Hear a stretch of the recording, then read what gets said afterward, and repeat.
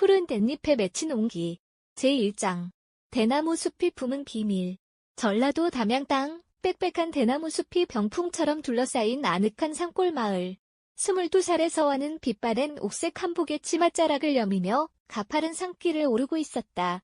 이슬을 머금은 푸른 댄잎들이 바람에 부딪히며 사사삭 기분 좋은 소리를 냈지만 서화의 발걸음은 무겁기만 했다.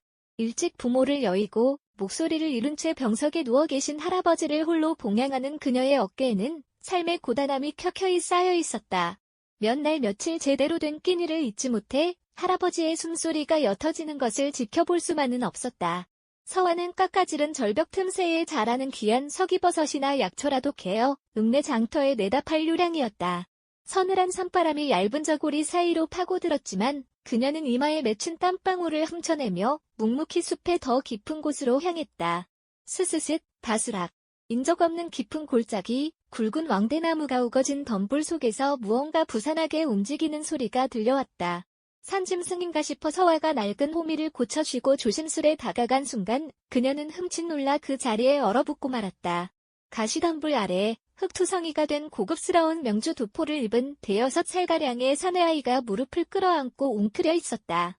산발이 된 머리카락 사이로 번뜩이는 두 눈은 극도의 공포와 경계심으로 가득 차 있었다. 화려하게 질린 아이의 입술 사이로는 도무지 어린아이의 것이라고는 믿기 힘든 기이한 소리가 쉴 새 없이 흘러나왔다. 대학지도, 는 제명명덕 하며 마침표. 유교의 가장 깊은 학문을 담은 대학의 첫 구절이었다. 평범한 백성들은 평생 들어보지도 못할 심오한 경전의 글귀들이 마치 보이지 않는 자객에게 쫓기며 목숨을 구걸하는 주문처럼 아이의 입에서 줄줄 쏟아지고 있었다. 그 기괴하고도 애처로운 광경에 서화의 가슴이 철렁 내려앉았다. 아가, 이 깊은 산 중에 어찌 혼자 있는 게냐. 서화가 낡은 호미를 내려놓고 다가가려 하자 아이는 하악 소리를 내며 차가운 바위벽으로 바짝 몸을 붙였다. 마치 목숨을 위협받는 들고양이처럼 날카로운 저기를 드러내며 사람의 손길을 거부했다. 서화는 흙바닥에 두 무릎을 꿇고 아이와 눈높이를 맞췄다.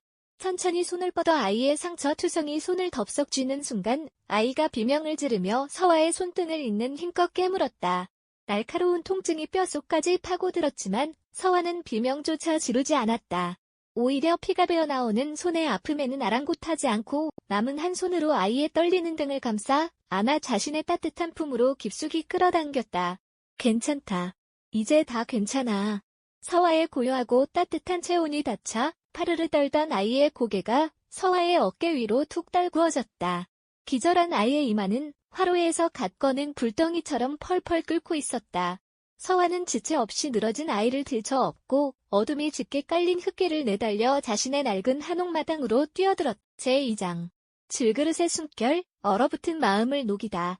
냉기가 도는 방바닥에 거적을 두툼하게 깔고 아이를 눕힌 서화는 서둘러 아궁이에 마른 장작을 던져 넣었다. 따뜻한 물로 아이의 얼굴을 닦아내자 시커먼 때 속에 감춰져 있던 귀티 흐르는 수려한 이목구비가 드러났다. 얼마의 시간이 흘렀을까? 앓는 소리와 함께 눈을 뜬 아이에게 서화가 정성껏 쓴 맑은 미음을 들이밀었다. 하지만 아이는 음식을 보자마자 고통스러운 헛구역질을 쏟아내며 밥상을 밀쳐버렸다. 그것은 단순한 굶주림이 아니었다. 어린 가슴 속 깊은 곳에 겹겹이 쌓인 지독한 공포와 상실감이 오장육부의 길을 꽉 틀어막아 생의 의지마저 거부하는 깊은 마음의 병이었다. 서화는 조용히 부엌으로 나가 먼지가 뽀얗게 내려앉은 찬장 구석에서 투박하고 낡은 무유, 질그릇 하나를 꺼내들었다. 잿물을 입히지 않아 표면이 거칠고 심지어 입구 한쪽이 살짝 이가 나간 낡은 그릇이었다. 마을 사람들은 버리라 흉을 보았지만 서화는 이 투박한 그릇이야말로 흙의 숨결인 살아 숨쉬어 세상에서 가장 따뜻하게 온기를 품어낸다는 것을 알고 있었다. 아가, 겁먹지 말거라. 이 그릇은 비록 투박하고 이가 나갔지만 바로 그 틈으로 깊은 숨을 쉰단다. 흙이 살아서 숨을 쉬는 그릇이라 세상에서 가장 넉넉한 품을 가졌지. 너의 꽁꽁 얼어붙은 속도 이 녀석이 사르르 녹여줄게야. 서화는 그 질그릇에 맑은 우물물을 붓고 뒷산에서 캐온 어린 죽순을 얇게 저며 넣었다. 그리고 그 위에 처마 밑에 바싹 말려두어 향기가 응축된 야생 들국화 꽃잎을 한 줌 띄운 뒤 아궁이 깊숙한 곳에 밀어넣었다. 이윽고 질그릇이 거친 표면 너머로 숨을 쉬기 시작하자 보글보글 끓어오르는 담백한 죽순의 내음과 들국화의 알싸하고도 깊은 향기가 방 안의 찬 공기를 밀어내며 아이의 코끝을 부드럽게 스쳤다. 죽은 듯 누워있던 아이의 두 눈이 번쩍 뜨였다. 마치 보이지 않는 끈에 이끌리기라도 하듯 자리에서 일어난 아이는 서화가 불어 식혀주는 국물을 한 모금 받아 마셨다. 궁궐의 진귀한 산해진미도 매몰차게 뱉어내던 아이가 번쩍 눈을 동그랗게 떴다. 아이는 서화의 손에서 숟가락을 낚아채듯 뺏어 들더니 굶주린 산짐승처럼 허겁지겁 국물을 퍼먹기 시작했다. 바닥이 뚫어져라 박박 긁어먹은 아이의 커다란 두 눈에서는 그제야 참아왔던 서러움이 터진 듯 붉은 눈물이 뚝뚝 떨어졌다. 그날 이후 다누라 이름 붙여진 아이는 서화의 껌딱지가 되었다. 서화가 대청마루에 앉아 옷감을 짜고 천연 염색을 할 때면 다누는 그 곁에 앉아 오색 찬란한 빛깔들을 눈에 담았다. 다누의 밤은 여전히 악몽으로 얼룩져 소자를 해치지 마시옵소서라며 비명을 지르기 일쑤였지만 그때마다 서화는 아이를 품에 안고 등을 토닥이며 속삭였다. 어미가 여기 있다. 아무데도 가지 않으니 편히 자거라. 다누는 서화의 저고리 깃에서 나는 은은한 들국화 향기를 맡으며 차츰 평온을 되찾아갔다. 세 사람은 하늘이 맺어준 가족처럼 서로의 빈자리를 채우며 따뜻한 봄날을 만끽하고 있었다. 제3장 폭풍전야 빼앗긴 온기. 산속의 평화는 달포를 채 넘기지 못하고 산산조각 났다. 먹구름이 잔뜩 낀 어느 늦은 오후, 읍내 쪽에서 심상치 않은 흙먼지가 회오리 바람처럼 피어올랐다. 이내 날카로운 칼 부딪히는 소리와 굵은 말발굽 소리가 첩첩산중을 흔들었다. 이곳을 샅샅이 뒤져라. 쥐새끼 한 마리도 빠져나가게 해서는 아니 된다. 집집마다 문짝을 부수며 수색하는 광군들의 거친 함성에 다누는 순식간에 하얗게 질렸다. 아이는 사시나무처럼 떨면서도 서화와 병든 할아버지가 자신 때문에 다칠 것을 직감하고는 무작정 밖으로 뛰쳐나가려 했다. 서화가 울부짖으며 아이의 발목을 끌어안았지만 5살 피덩이의 것이라고는 믿기지 않는 단호하고 슬픈 눈빛 앞에서는 그 손을 놓을 수밖에 없었다. 살인문이 박살나고 수십 명의 광군이 마당으로 쏟아져 들어왔다. 그 순간 앞장서 들이닥친 험악한 무관이 다누의 얼굴을 확인하더니 그 자리에 털썩 무릎을 꿇고 납작 엎드렸다. 저하, 통촉하여 주시옵소서. 수십 명의 군사들이 일제히 무기를 버리고 땅바닥에 이마를 찧었다. 길을 잃고 헤매던 가엾은 꼬마인 줄로만 알았던 아이가 다름 아닌 조선 제1의 존귀한 핏줄을 이어받고 장차이 나라의 주인이 될 왕세자였던 것이다. 온몸의 피가 거꾸로 솟구치는 충격 속에서 서화는 황급히 품속 깊은 곳에서 낡은 삼배주머니 하나를 꺼내 다누의 저고리 안쪽 깊숙이 찔러 넣어주었다. 바싹 말린 야생 들국화 꽃잎이었다. 속이 다 들어갈 때마다 하나씩 꺼내어 향을 맡으시옵소서. 세자는 엎드린 무관들을 차갑게 내려다보며 명했다. 이곳 사람들에게 터럭 하나라도 해를 끼친다면 결단코 용서치 않겠노라. 그리고 일국의 하늘이라 불리는 존귀한 왕세자가 미천한 산골 여인을 향해 허리를 깊숙이 굽혀 마지막 인사를 올렸다. 말발굽이 일으킨 흙먼지 속으로 아이의 작은 뒷모습이 완전히 자취를 감출 때까지 서화는 바닥에 주저앉아 오열해. 제4장 거래 차가운 황금과 뚝배기의 진심. 그 시각 한양 궁궐 수라가는 매캐한 장작 명기와 함께 지옥 같은 혼란에 빠져 있었다. 석 달 만에 험난한 산골에서 극적으로 궁에 돌아온 왕세자 다누가 고기를 완전히 끊어버린 채 식음을 전폐하고 있었기 때문이다. 수라간 총책임자 윤대감의 얼굴은 흑빛이 되어 있었다. 제주 바다의 전복, 횡성의 진귀한 소고기 등 팔도의 산의 진미가 화려한 은수라상에 차려져 동궁전으로 향했지만 돌아오는 것은 밥상이 엎어지는 파열음뿐이었다. 치워라. 꼴도 보기 싫다. 임금의 서슬퍼런 불호령이 떨어졌다. 보름 안에 세자의 입맛을 돌려놓지 못하면 수라간 모든 이의 목을 베겠다는 엄명이었다. 어이는 세자가 밤마다 장결의 담양 대숙과 질그릇의 품을 애타게 찾는다며 귀띔했고 다누의 옷가지에서 말라비틀어진 들국화 꽃잎을 찾아낸 윤대감은 번뜩이는 눈으로 정의 광군을 소집했다. 살을 에이는 듯한 겨울추위가 몰아치는 담양의 산골짝. 언 계곡물에 손을 담그고 질그릇을 닦아내던 서화의 등 뒤로 붉은 비단옷을 입은 윤대감과 서슬퍼런 칼을 찬 군사들이 들이닥쳤다. 내년이 감히 세자 저하를 요망한 음식으로 홀렸더냐. 당장 한양으로 올라가 그 음식을 똑같이 만들어내거라. 실패하면 내년과 저 병든 지혜비까지 삼족을 멸할 것이니라. 거친 가마에 짐짝처럼 던져진 서화의 품에는 오직 이가 나간 낡은 질그릇과 들국화 주머니뿐이었다. 도착한 거래 수라가는 화려함의 극치였다. 번쩍이는 순금 대접과 정교하게 세공된 은그릇, 그리고 집채만 한 전복과 최고급 쇠고기가 도마 위에 내동댕이 쳐졌다. 최고상궁과 궁녀들이 산골 촌부의 행색을 노골적으로 비웃는 가운데 서화는 단단한 눈빛으로 도마 위에 화려한 식재료와 은그릇들을 가차없이 밀쳐내버렸다. 은그릇이 바닥에 나뒹구는 쨍그랑 소리에 수라가는 찬물 끼얹은 듯 정적이 흘렀다. 모두가 경악하는 사이 서화는 화덕 정중앙에 자신이 품고 온 볼품없는 무유 질그릇을 턱하니 올려놓았다. 장작불에 열기를 머금은 질그릇이 일제히 숨구멍을 열며 츠윽하는 경쾌한 소리를 토해냈다. 당장 저 요망한 것을 끌어내고 개밥그릇을 치우라. 윤대감이 펄길 뛰며 호통을 쳤지만 서화는 꼿꼿하게 허리를 펴고 당당히 외쳤다.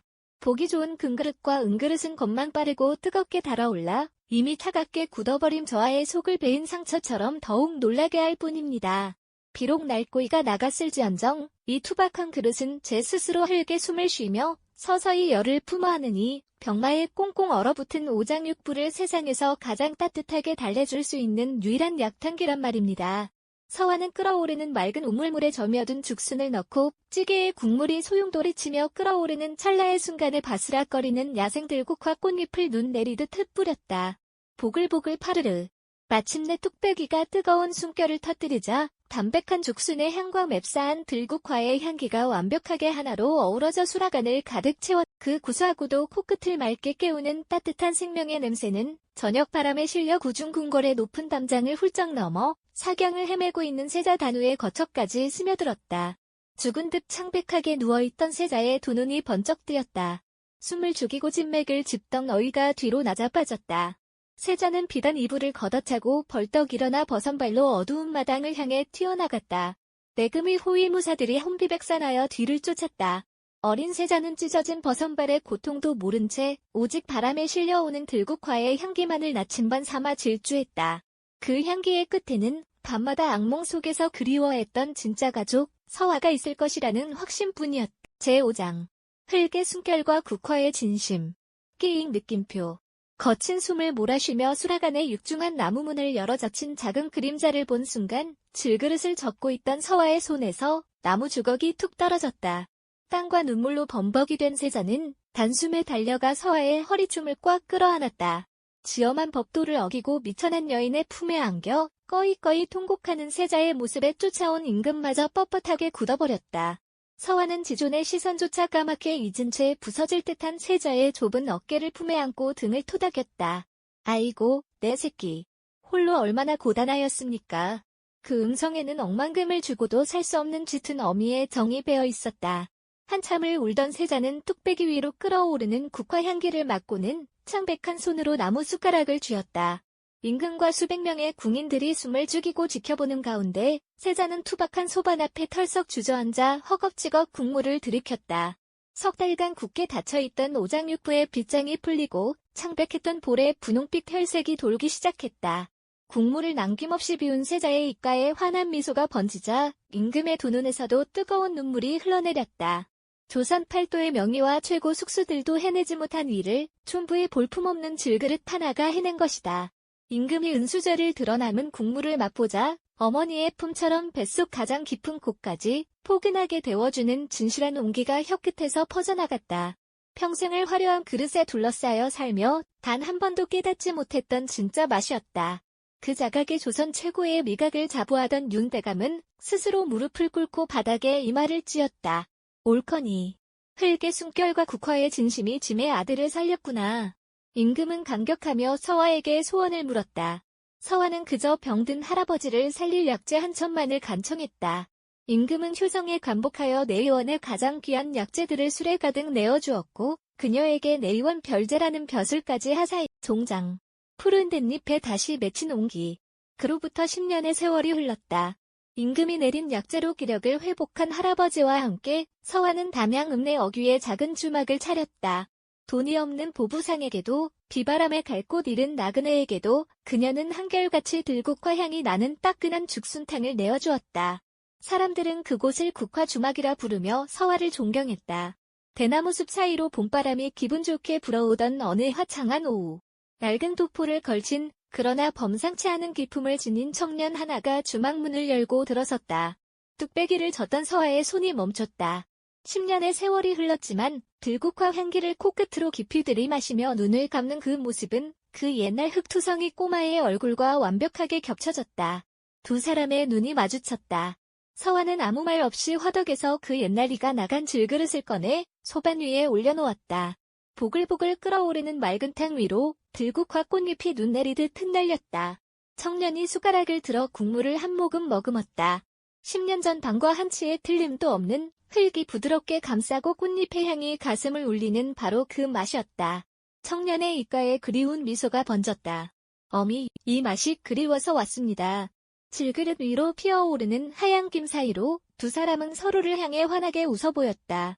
열린 문틈으로 날아든 푸른 댄잎 하나가 소반 위에 사뿐히 내려앉으며 세상에서 가장 따뜻하고 진실한 온기가 낡은 주막을 포근하게 감싸 안고 있었다.